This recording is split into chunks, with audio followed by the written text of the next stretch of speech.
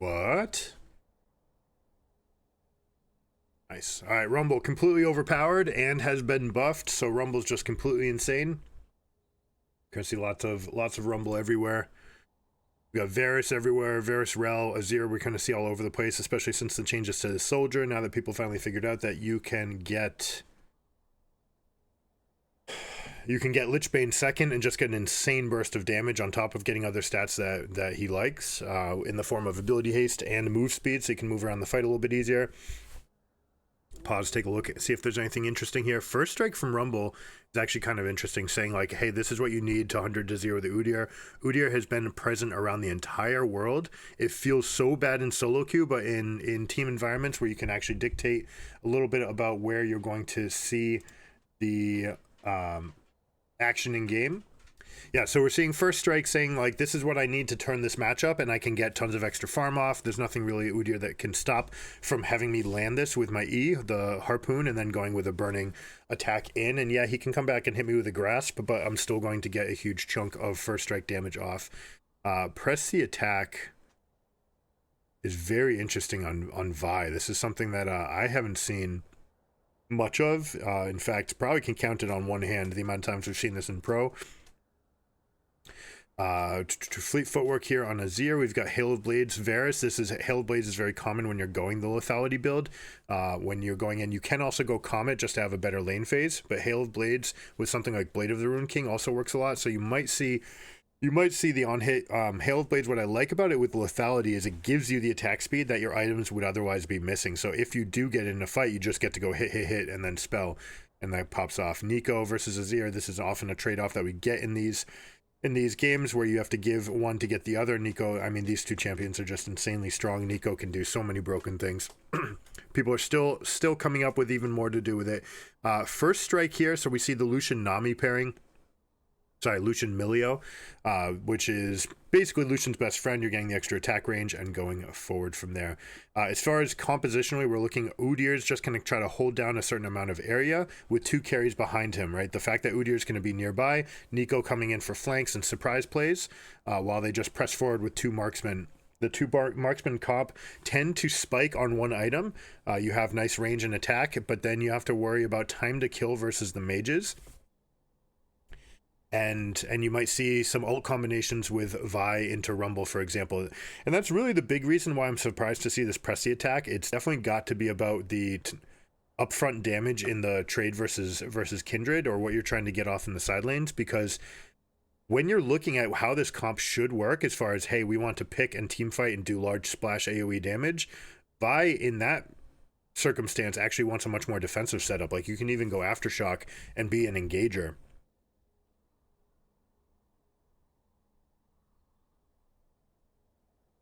Nice trade there up by Nico, saying like, I'm willing to take this as long as I can get 3 hits on my Q. This is going to be a win for me.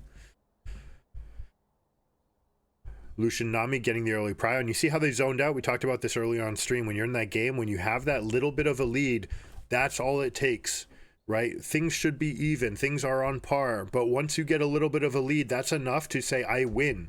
And if you win, then win to the maximum, right? Say, all right, I put all the pressure onto you. There's no reason to put your foot off the gas, and you can actually step up and take even more. So they zone them off. Rel tries to fight this off just with her level 1, which is kind of surprising.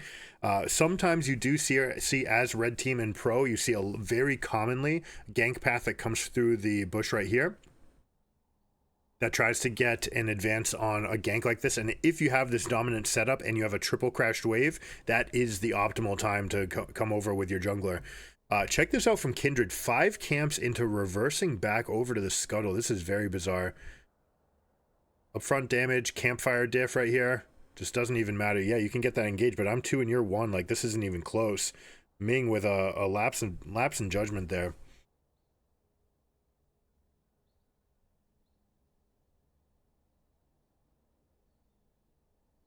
He's waiting for the mark. Okay, so Kindred comes out. Oh my gosh. Is that the worst possible timing? Literally starts attacking after he decides, no, Vi's not coming. Must not be here. But now we have a level 3 Kindred versus a level 4 Vi. Vi's actually going for the ward, not stepping over. This is because Nico has prio in mid. All right, for those of you who are new to the term of priority, Lucian, or well, this is Nico. Nico has pushed in the lane, and because of that push, Azir can't move without giving up something serious. So if Azir moves, Kindred retreats, Nico pushes, and either way you get a win. If Azir sticks with the wave and Vi contests, then Nico comes over and you end up with a 2v1. Either way, you're in a win-win situation. Usually the most effective way to beat that is to make a proactive play, right? Be highly emphasized, check out this ward. All right, they know it's coming. Good little suggestive play there, pretending to be the Kindred while coming in. Now they're going to bring the wave up. We're going to get a little bit of poke. Varus is, I don't know about that. Varus should not be putting a spell on cooldown right now, even to kill some amount of minions. All right, there's the first one done. They're going to die. 2 more other people are going to die here. Who's got the aggro? Knight's got it. They're going to juggle maybe the best mid laner in the entire world. Now they're going to go. They ready. They reset the drops. This is such a masterclass in doing this, guys. Check this out. They're going in, they're killing one, and then they step back. They wait for the turret to acquire on new minions, and then as soon as the turret acquires on new minions, they say, okay, you ready? All right, let's go again. Boom, boom, boom. The cadence of that dive was fantastic. They end up getting all 3 kills, only losing 1. Azir does get a little bit back in the mid lane, but that right there was a masterclass on how to do your dives.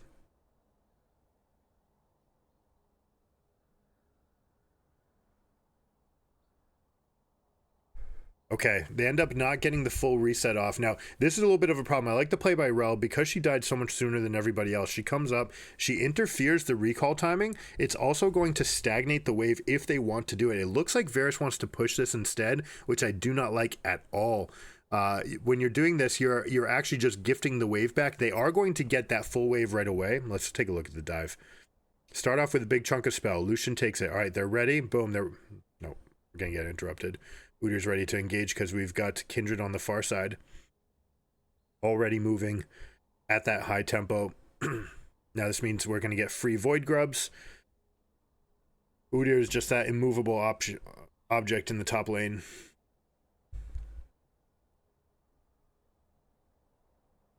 Now we said that Azir was going to get the maximum in return by pushing these 2 waves, but in reality ends up not even getting that first plate.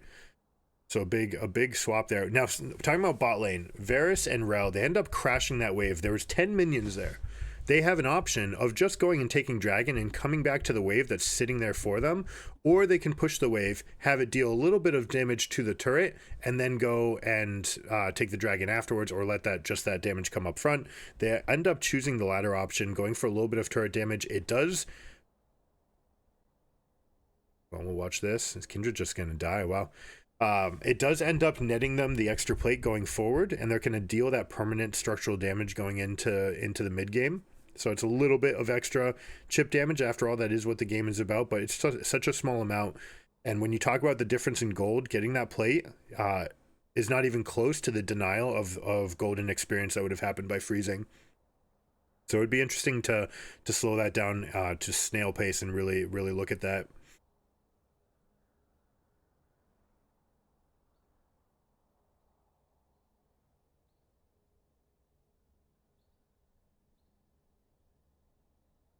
All right, sees the Q on cooldown. That's enough. Says, I've got 6 seconds to just go in and toast you. It's good mastery right there. Knowing your cooldowns, knowing what they are and aren't able to get away with. That's a big deal.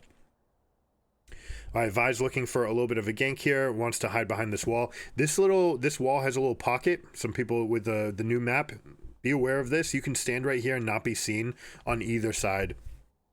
And using that pocket to your advantage is definitely a big thing for being able to get the maximum distance close as you're preparing for your ganks.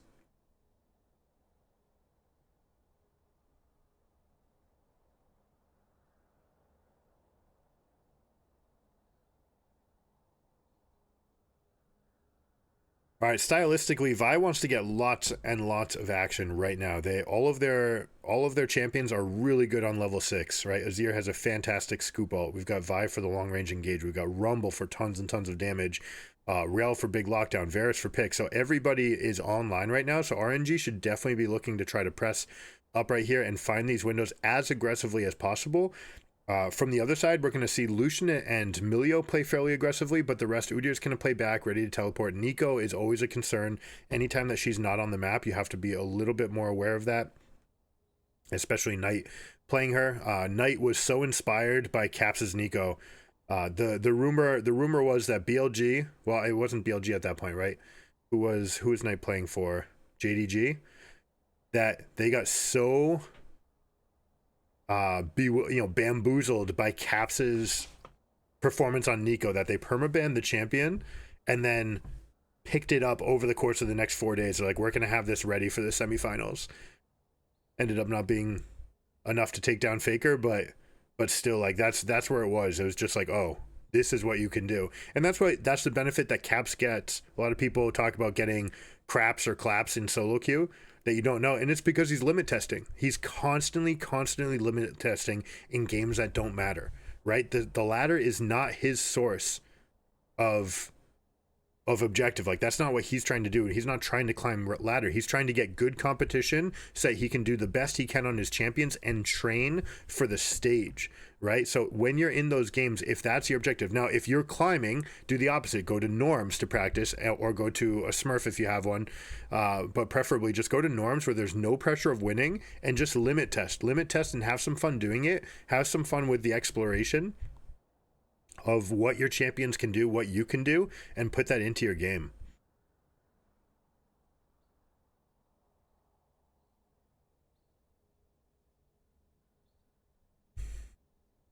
So many people just queue up game to game to game to game, and they're not really processing what happened in the game or getting better. So you end up at the same level. If you want to climb, then you absolutely want to take that moment to reflect. Now, if you're just playing to have fun, power to you. All right, and that's what you want to do. That's what you want to do. You're just playing and having some fun. That's okay. But if you're trying to climb, that is absolutely a step that you want to take.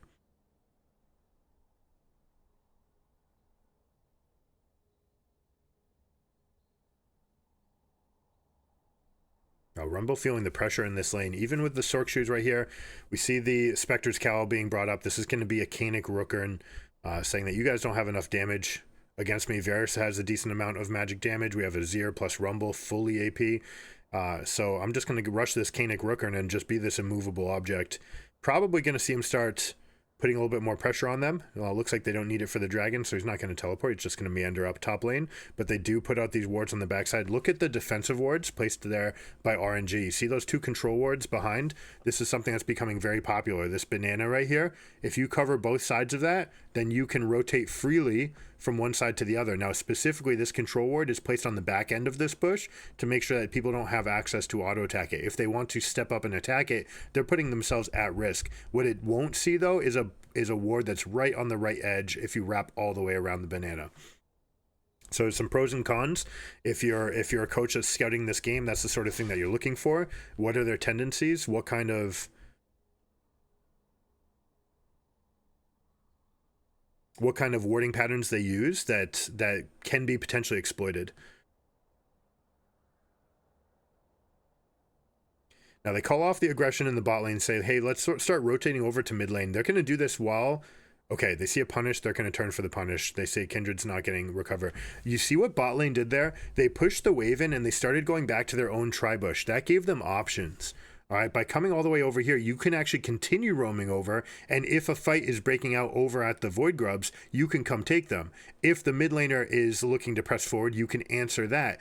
If the other team wants to decide to move up into the river, you can answer that. It gives you tons of options by pre-moving. By coming over here and just sitting and trying to get minimal harass off, that's like the least you can gain, right? You can gain so much more by increasing your tempo, taking that tempo lead, and moving it to another spot of the map.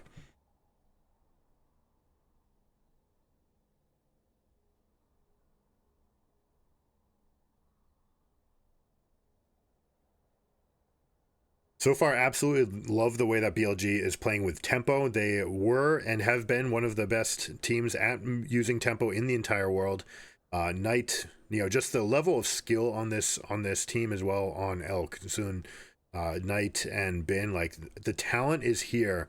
So if they can come together and just come up with a playbook or a script, a narrative that allows them to push the tempo in every single game, I don't see them losing this league. I feel like this team is made to win. It's made to win championships.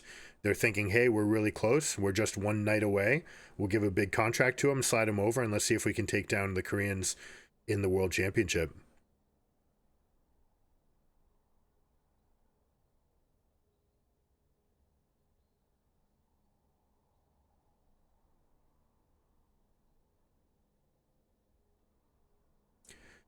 Cryo in mid lane, they get the push, they get to move together, right? Rinse, repeat. Udyr gets the push, roams together. Now they take over the entire northern quadrant. This is such fantastic League of Legends, guys. This is how you want to play. If you've got your Clash team, this is how you do it. You set up, you push in one lane, you push in an adjacent lane, and then you move over into the quadrant that you now have priority over. This is fantastic play. It's using tempo, it's using prio. They're stepping forward. Look at all this extra damage. And like, they haven't really given any targets, and yet the enemy team has now lost 2 camps. They've lost half their HP bars. They're about to lose this turret. They're going to lose Rift Herald as soon as BLG decides to, right? They're going to go up and push this wave again, and they're going to rotate over to the Herald. And what's the answer? The only place on the map where they lost tempo was up in top, and they used it to go take all of these objectives. It's perfect. This is exactly what perfect League of Legends looks like.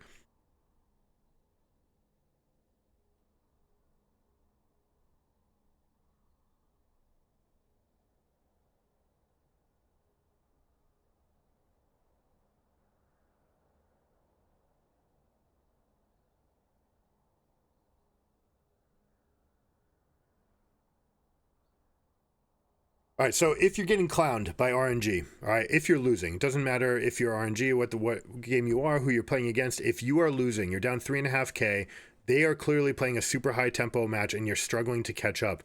What is the answer? The answer is to take high risk plays. You have to go in and try to find the high risk, high reward play and start flipping some coins. See if you can win some coin flips to get yourself back into this game.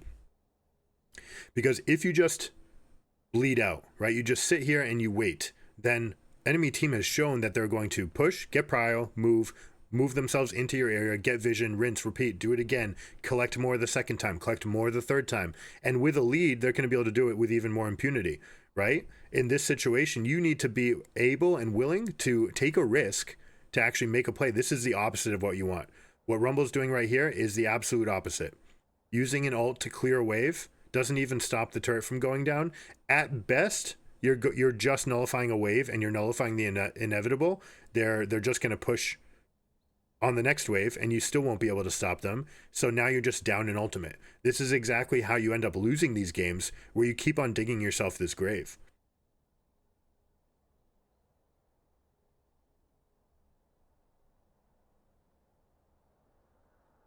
Little Nico trick, throw the clone into the bush, press recall on the clone. It stays alive for the entire animation. I'm quite surprised that they haven't gotten rid of that yet. That's one of the more annoying edge cases on this champion. It's like, why does it get to stay alive? It normally says it has to die. Who knows?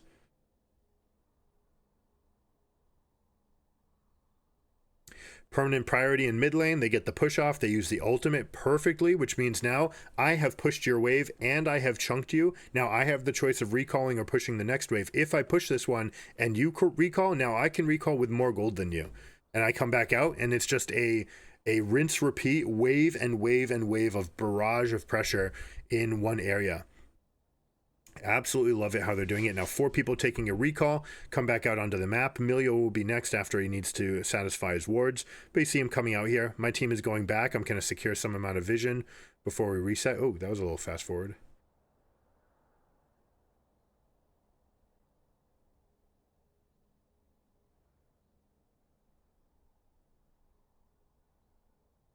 Nico in the top lane, switching between Cannon Minion to Lucian to just never really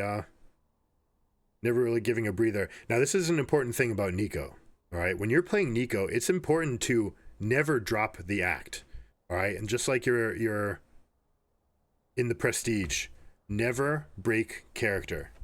Always keep the act, because by keeping that constant pressure of, I think this is Nico, I think this is Nico, even if I know this is Nico, but on the minimap it doesn't say it's Nico, it still doesn't give you the clarity of thought, right? It still is distracting them just enough for you to, oh, okay, Knight, getting a little fancy.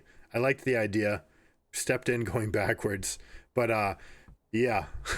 By never dropping the act, you switch on part of their brain. You're adding to their mental stack. It's not just there for them to see.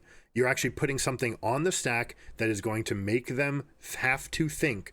And that extra moment that they're spending thinking about you and whether or not you're Nico and what you're possibly doing, that's something that they can't come up and devise a better plan against you. They're still stuck thinking about, is this Nico or not? And that's really what Caps did tonight in that game. It was just, okay, I'm so thoroughly going to,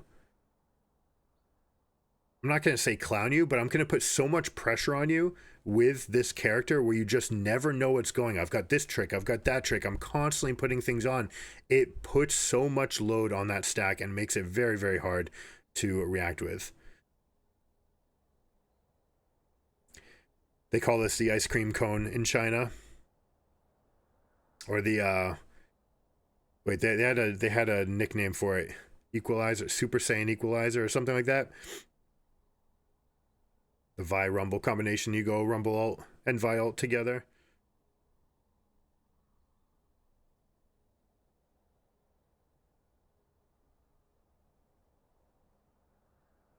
All right, Baron on the map. 2 dragons in tow. Expect them to go for more Prio. Prio into top lane vision, and then rinse repeat. Prio into Dragon Prio. We might go for picks first. We might try to set them up, but with this big of a lead, they're looking to just flex. So they get the wave up. They're going to come up and start combating for vision. That first control ward was a little bit deep. It ends up, Azir ends up fighting it off, and they do that. But you see how the whole team moves into this northern quadrant now. They move together. Nico breaks character only to clear the wave, right? You come back up and you're going to constantly do this. Now, Azir, another tool is down, right? This is what you're constantly doing. You're asking questions of your opponent and you're trying to see what answers they come up with. Right now, we've already seen a Rumble ult used and an Azir passive used just to stop this onslaught of wave pushes. And right now, it means that each time you do it, they've got one less resource. There's one less thing available for you to do in response. And once they're happy that there's few enough responses, or once they can go and say, all right, we're actually strong enough with all of our gold, then they can be very happy about making the play for the Baron, or saying, hey, look, you guys need to work super hard just to regain your northern quadrant. We'll go send our jungler to solo dragon while the 4 of us continue this rinse and repeat washing of the mid lane. See, Udyr's taking a little bit of a flanking position. Now they are just going to go Baron right here. They're just feeling strong enough. They say enemy team hasn't gotten their recalls in. We're strong. They're still stuck on just 2 items. But the truth is they're all on 2 items. This is exactly where they want to be, right? So you do not want to fight them when you have this little of a lead. Yes, you have a lot of a gold lead, but you haven't expressed it that much. We're just seeing like the random odds and ends of extra Dark Seal, extra amplifying tome, half an item, almost a completed item on Milio, right? These things haven't actually turned into a tangible advantage. So this is what you do instead. You send the Kindred to the dragon, you move over, you say the rest of the team, we can wait, we can get a little bit stronger before we create this fight. Enemy team was on exactly 2 items, and you saw that they all recalled and they all bought control wards, which means they're thinking, we have to defend against this Baron. We have to defend against this Baron. We need to get as strong as possible right now for this Baron. Okay, you can have that. I will let you have that tempo. You've used all your tempo now to turn this into potential energy in your inventory. We'll just keep the same thing of pushing you back. We'll get a better shop off, and we'll get a 3rd dragon while we're waiting for it. And after we have our better shop, when we're talking about 2.5 items on everybody, or maybe just 3 items on everybody, you see that Lucian's already got 2.5. You see that Milio's finished his 2nd item, so he's a full item ahead of the Rel. Once they feel like they are now a substantial amount ahead, that's when they'll go for it. So expect this to be something like a, the name is hopping on me, the Void, the half of the Void Staff. What am I thinking of? Blightning Jewel? Blightning Jewel. Expect to see a Blightning Jewel or this Hex-Type alternator, probably for like Horizon focus maybe.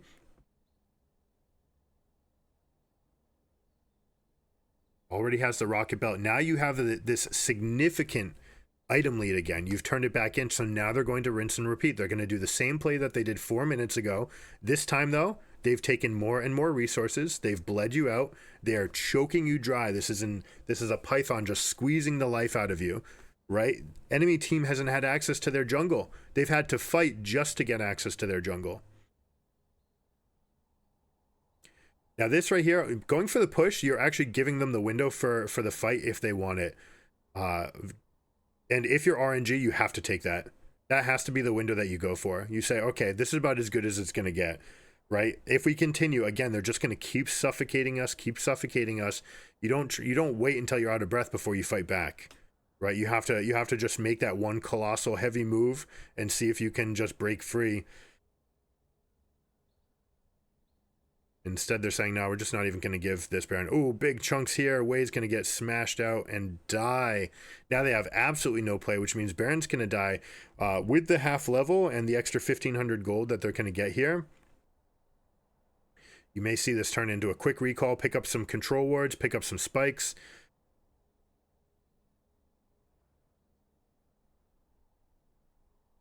We've got Bloodsong, we've got Mortal Reminder, we've got Boots, Rapid Fire. Lucian is truly tapped out right now. Milio's on 2.5 items. Everybody's enormous here.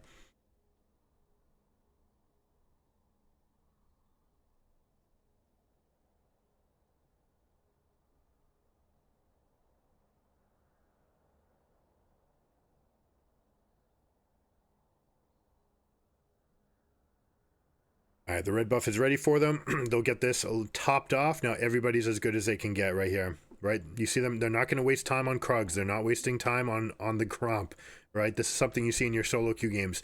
Right now, you only have the 3 minutes, 2 minutes left on this Baron, and it is vital that you break the base because you do not want to give the enemy team, the scaling teamfight team, the ability to get back in this game. Like, your team scales fine, but Udi or Lucian is going to get outscaled. Kindred, even with infinite scaling, still could get one shot, right? You want to break as much of the base as possible. You see that Nico, again, not messing around. Udyr's in the mid lane. We're going to teleport in right now. She's going to start becoming somebody else. Probably, yeah, she's a minion. She comes in, she's hidden. 3-man knockup into, we got a Zhonya's as well. Oh, the Kindred ult goes up and we get one person bumped out of it. Ming trying a little bit too little too late.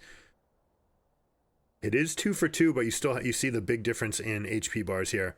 And this was really without Udyr starting the fight, right? Udyr could have been in there. They could have done this a little bit better. They did find a good window, so they were very happy to do that much, but now they're coming back and just going for the normal front to back. Udyr's going to continue taking up as much pressure as possible. Hold on.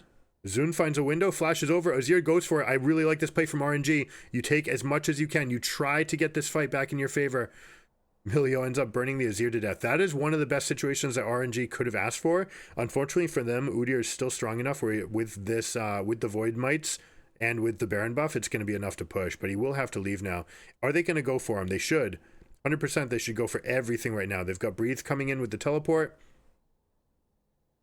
That ward is turned off, but it is enough for me to get to. Nice stun there. Bin, there's no way. Do you get out? Oh my god, he's going to get out.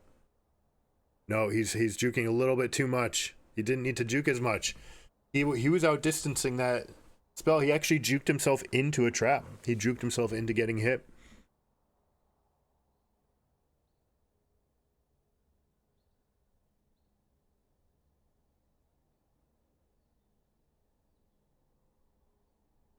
So broken. This is so broken.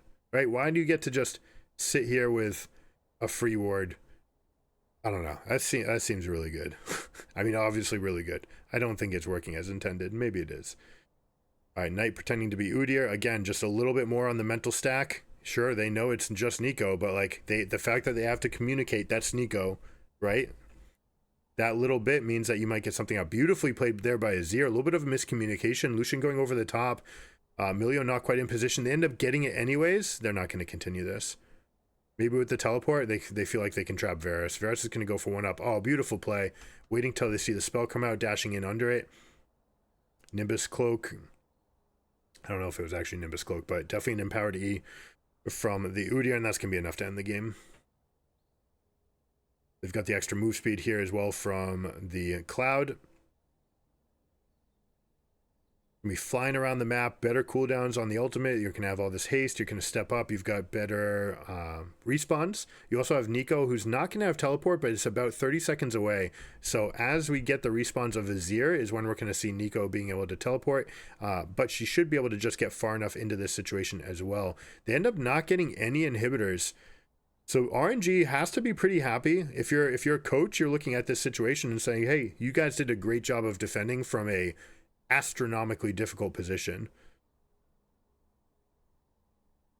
Nico says you want to engage. I engage back on top of you. Beautifully done. Keeping on the sweeping lens. They go for the pop on the rumble. Doesn't get any auto attacks off. This is where we had that step up, right? Moves forward. Doesn't quite get the work done. Ends up dying. Kindred just popped Vi again. Man. Tough game here for Wei.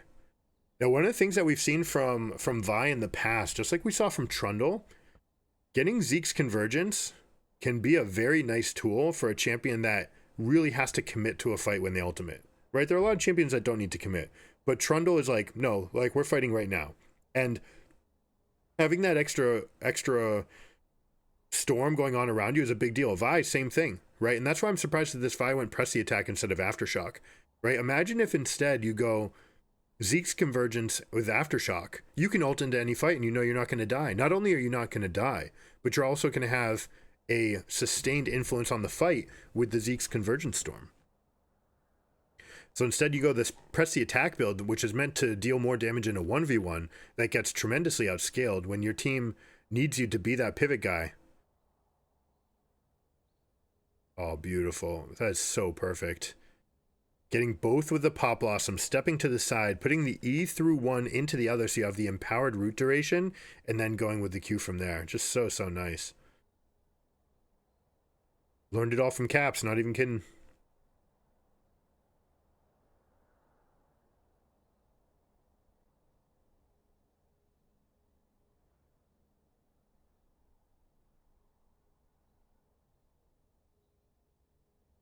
Wei's getting hunted.